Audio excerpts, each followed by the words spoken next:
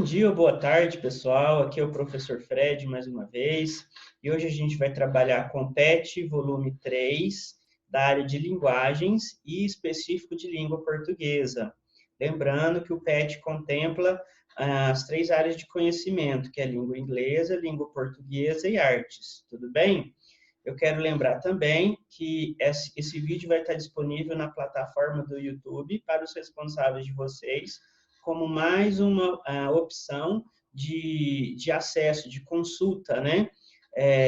Como mais uma opção de maneira para eles levarem esse vídeo até vocês, essa teleaula até vocês. Porque eu tenho ciência que a conexão de vocês com a internet é limitada ou não existe, ok? Então, relembrando que essa teleaula, ela é mais uma opção de consulta para vocês, porque eu tenho ciência da limitação quanto a acesso à internet e material de consulta, tudo bem? Então, vocês têm que agradecer aos responsáveis por estarem fazendo essa informação, mais essa informação chegar até vocês num momento tão difícil, tão complicado, que eu sei que vocês estão tendo, quanto ao acesso à informação, acesso à pesquisa, tá ok? O acesso ao material para pesquisa, seja por livro, seja por internet, tá bom? Relembrando também que esse PET, essa teleaula, é importante que você tenha um material impresso em mãos para poder acompanhar a teleaula, tá bom? Então, vamos lá para a teleaula de língua portuguesa. Então, ó, o PET de língua portuguesa do volume 3 da semana 1 de língua portuguesa traz isso aí para vocês. A literatura produzida por escritores e escritoras negras pode vir a apresentar uma especificidade, se considerarmos sua produção como uma representação da identidade desses sujeitos que apresentam os seus contextos de produção, bem como suas trajetórias pessoais e coletivas, a representação de uma comunidade negra em luta por conquista e manutenção de direitos, além de um recorte interessante na produção literária brasileira, cujos cânones são parte de um modelo étnico normativo e padrão da sociedade brasileira. Então, vamos lá para a atividade. Atividade 1.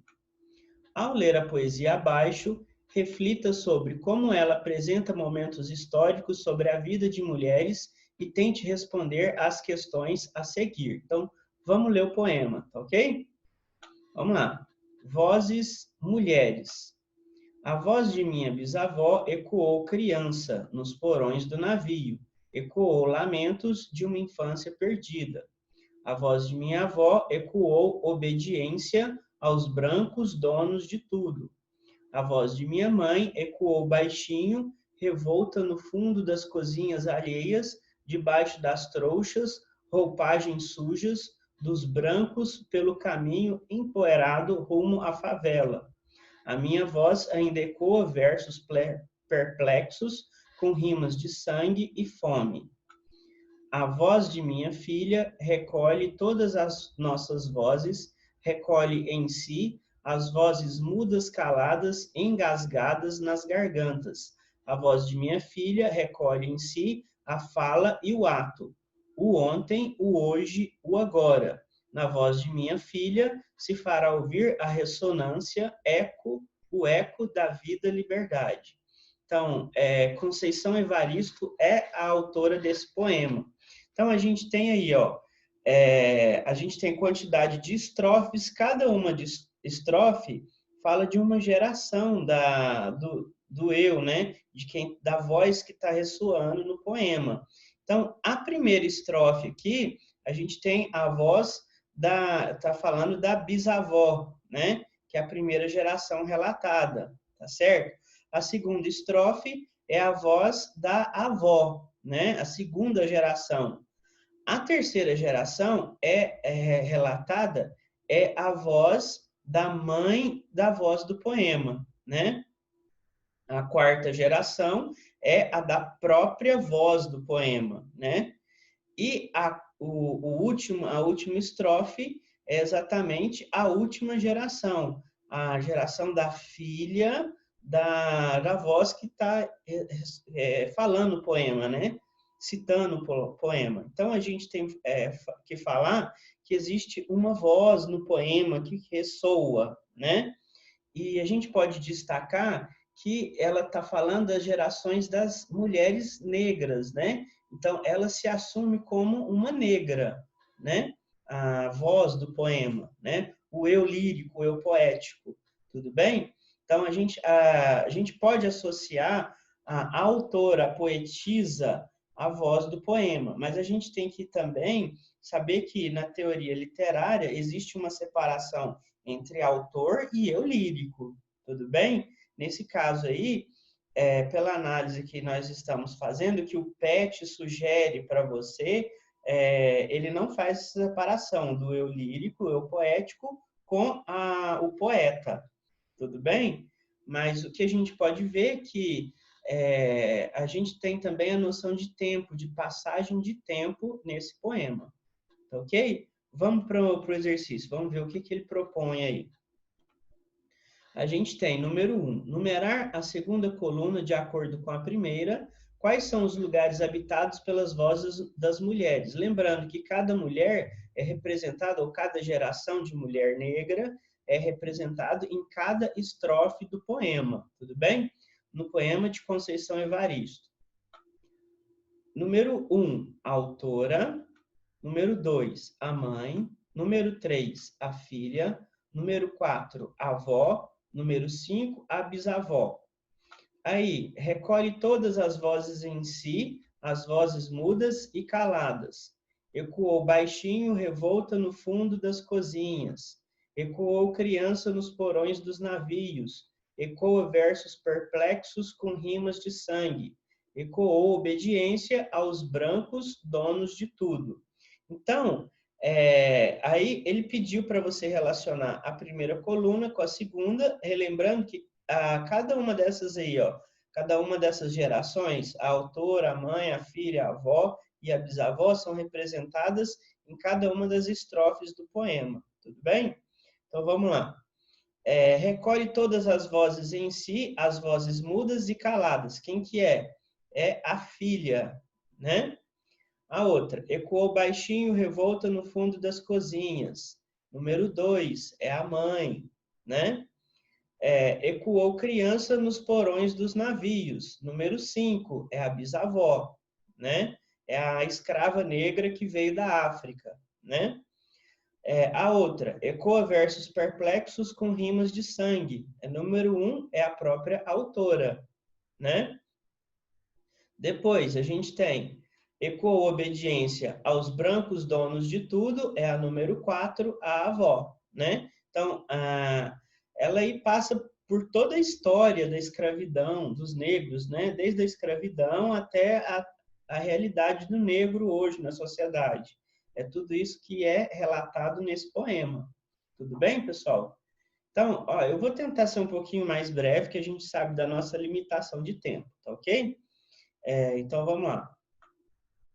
Para saber mais, sujeitos dessa literatura. Maria da Conceição Evaristo de Brito é uma escritora brasileira.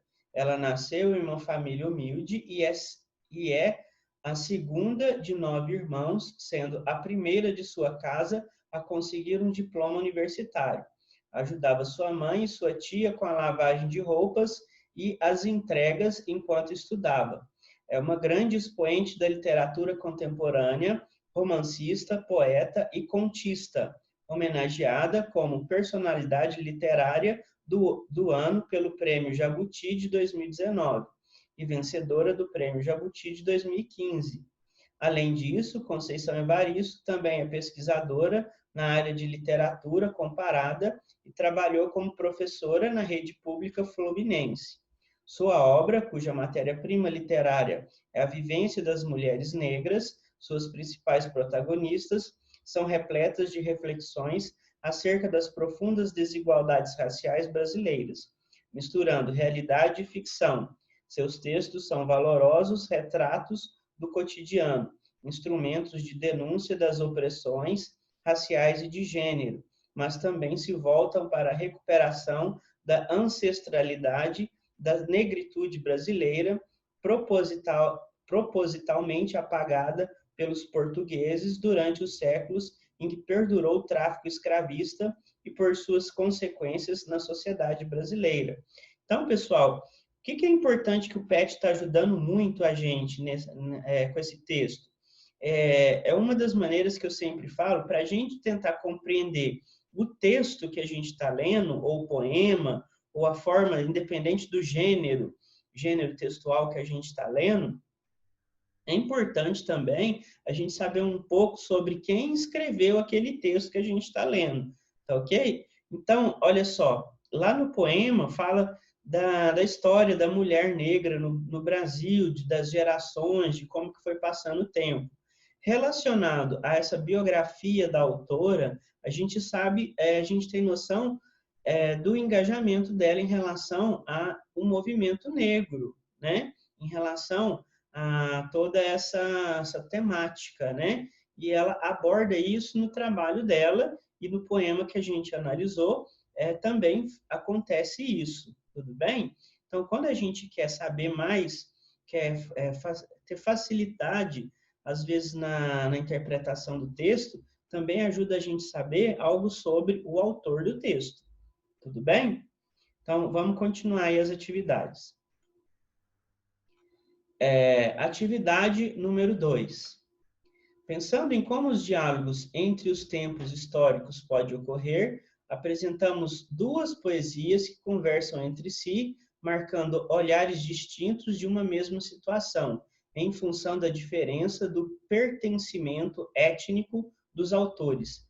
Perceba a ironia contida nos textos em diálogo. Então, pessoal, às vezes o contexto histórico ele influencia na produção textual, né? Então, alguma coisa que antigamente não era tabu, não tinha nenhum tipo de problema você falar há 200, 300 anos atrás, por exemplo, hoje se você colocar determinado assunto num texto, vai gerar uma certa polêmica, o que não gerava 200, 300 anos atrás. É mais ou menos isso que a gente vai observar nos próximos poemas, tá bom? Então, vamos lá. Irene no céu. Irene preta, Irene boa. Irene sempre de bom humor. Imagino Irene entrando no céu. Licença, meu branco. E São Pedro, bonachão, entra, Irene. Você não precisa pedir licença. Então, ó, esse texto aí é de Manuel Bandeira, tá ok? Vamos para o segundo poema. O que não dizia o poeminha do Manuel? Irene preta, boa Irene, Irene um amor, mas nem sempre Irene está de bom humor. Se existisse mesmo o céu, imagino Irene à porta, pela entrada do serviço de São Pedro, de dedo em riste. Por inferno, seu racista, ela corta.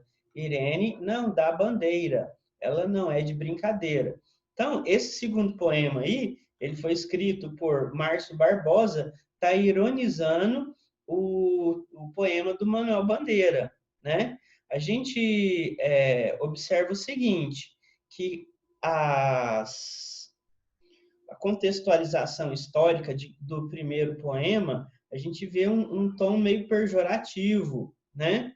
E nesse segundo poema ele está criticando exatamente esse tom pejorativo.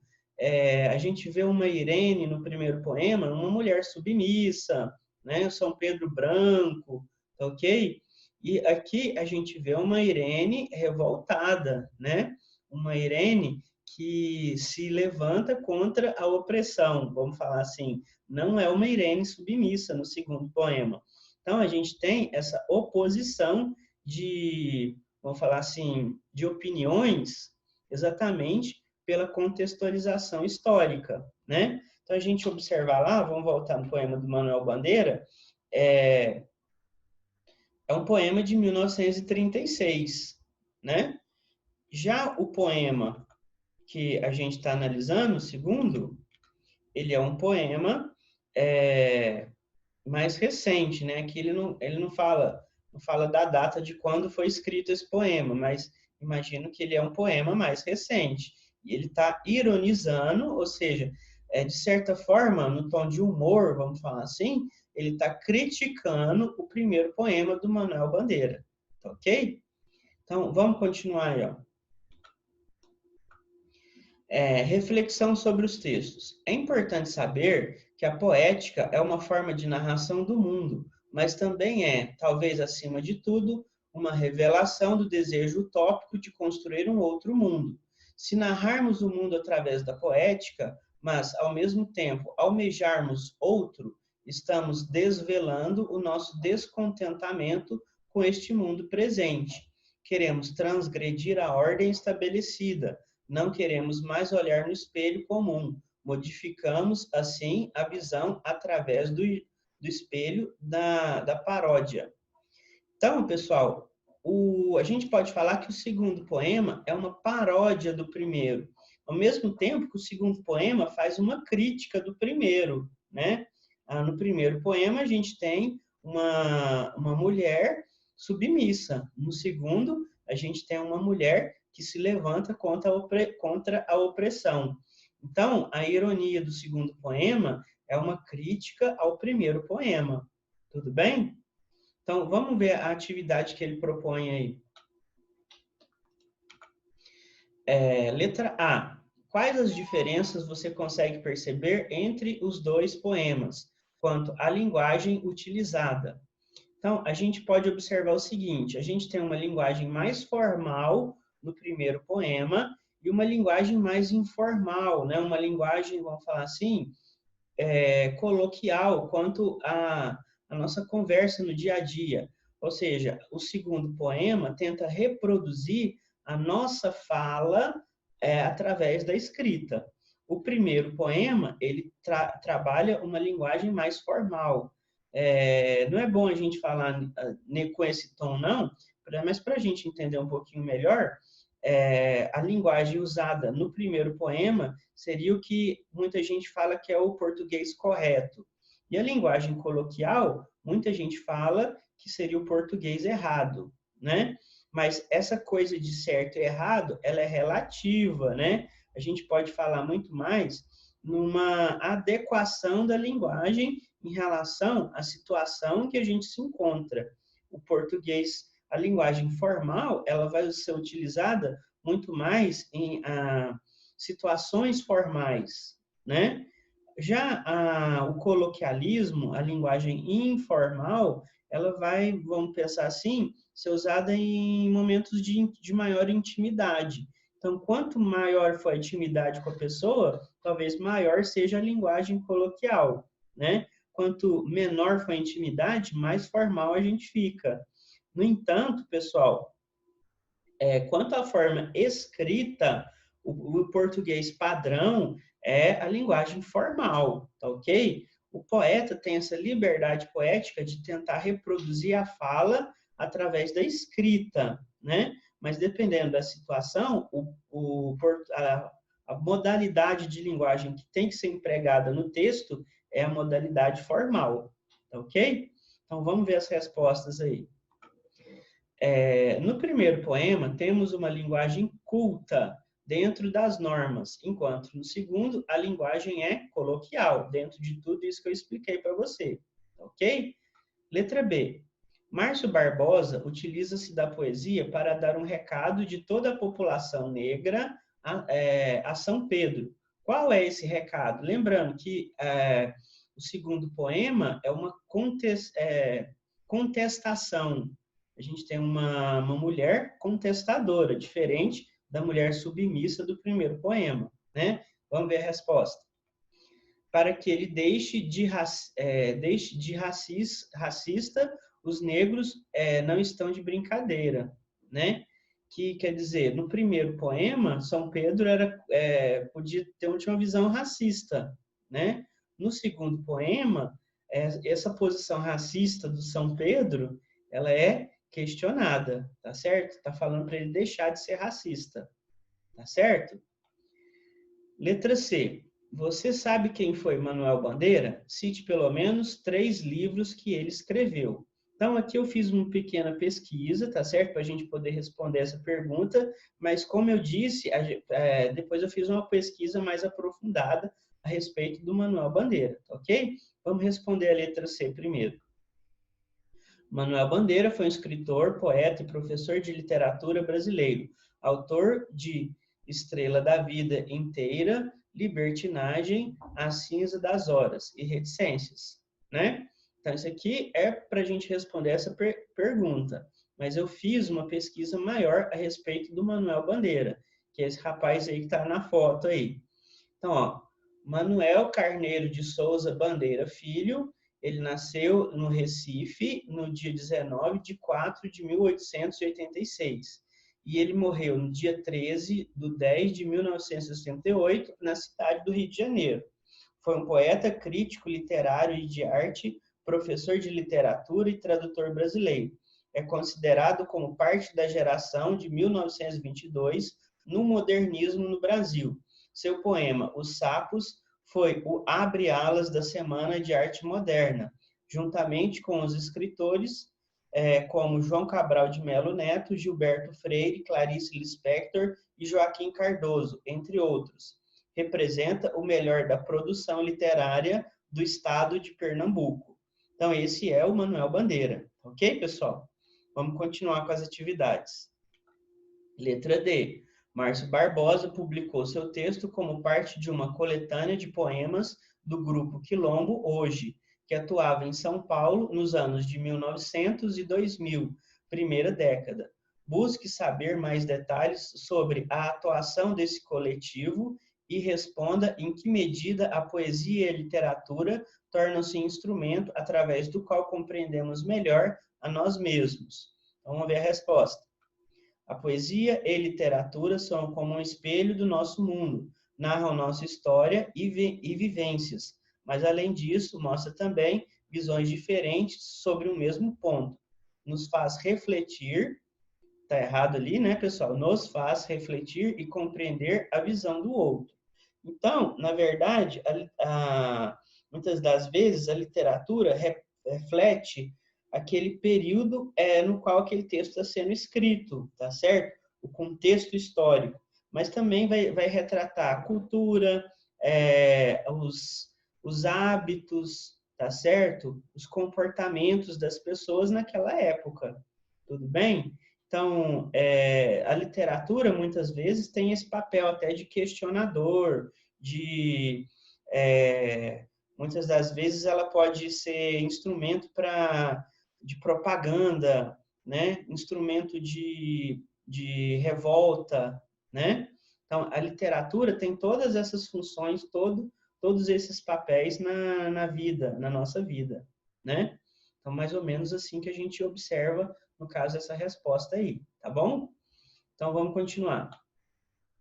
Você concorda que a poesia só existe a partir do momento que utiliza como matéria-prima as vivências e convivências fundamentais de cada um de nós? Por quê? Lembrando, pessoal, que é aquilo que eu falei. Para a gente conhecer melhor o texto que a gente está lendo, é importante a gente saber sobre o autor, né?